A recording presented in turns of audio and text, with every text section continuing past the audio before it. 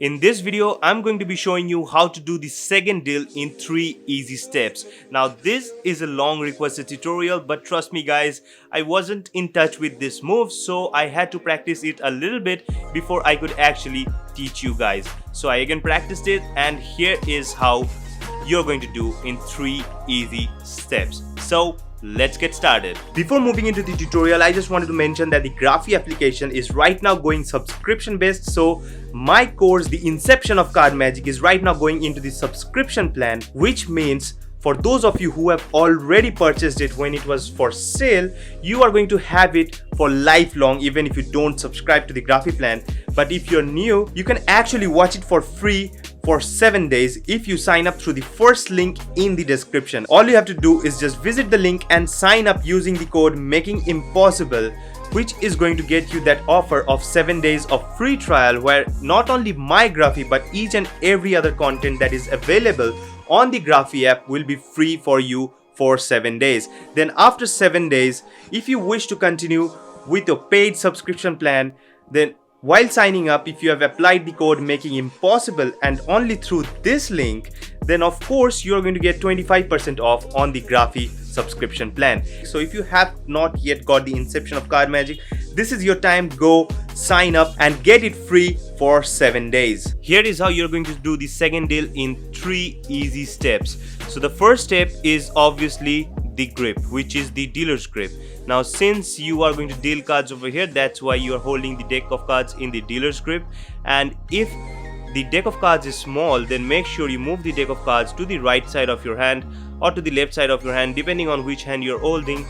Just move the deck of cards to the end of your hand so that this fingertips exactly touch this edge of the deck of cards, because if it does not, then the other cards is going to slide out while you do the second deal.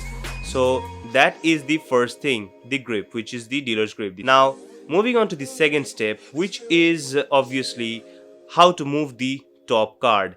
Now obviously while doing the second deal, what people do is basically they move the top card just like that and pull the second card out from the second position, making it look like that he just pulled the top card, which of course does not look like from this angle, but from the front it looks like that you just pull the top card. So for this movement, what they do is basically they actually use their thumb to slide the card just like that. They tilt the card, keeping this card over here. The card stays at this pivot point and it goes like that and comes back over here with the help of the thumb, just like that. But as you can see, when you do that, there are chances that you can reveal the second card, because if the top card is different and the rest of the deck, as you saw in the performance, is different, then it will not look as legit as it would. So basically for that, I changed it a little bit, and what I do is basically I take the thumb and I slide the entire card downwards. So instead of tilting it just like that, I actually bring the card downwards, and then I take the second card, and as you can see that the second card is exposed more here, so it's very easy for me to take the second card, and because of the other fingers the other card stays in place, and I use the thumb to just square up the card back to the top position. So that is the second thing. And then moving on to the third point, all you need to do is basically combining the first 2 steps. You are also going to tilt your hand towards yourself while you are dealing the cards. So the spectator is sitting right in front of you. They can see the top part of the deck, but while you're dealing, if you deal a little slowly, of course if you're doing the second deal, it does not mean that you have to do it very fast, because that does not look natural. So you should be dealing cards very naturally, and while you do that, the spectator might be able to see that you are taking the second card as he's sitting right in front of you, and they can see the top of the deck. That's why what I do is I basically tilt the hand towards myself, and as I do that, the spectators actually see the short part of the deck. So the front edge of the deck at that time will be visible to the spectator.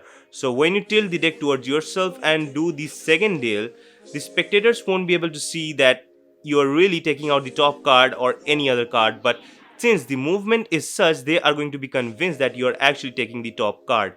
So combining these 3 movements, the first movement, which is the grip, not the movement, it's the grip, the second movement, the thumb one, and the third movement, the deck tilting, what you're going to do is when you combine these 3 moves, all you do is you come to this point where you actually do the second deal very easily. Now of course, while you are doing it, you're doing it in front of the spectator. Nobody is going to be on your back, because if anybody is going to be on your back, it is going to be very difficult, especially with this type of playing cards.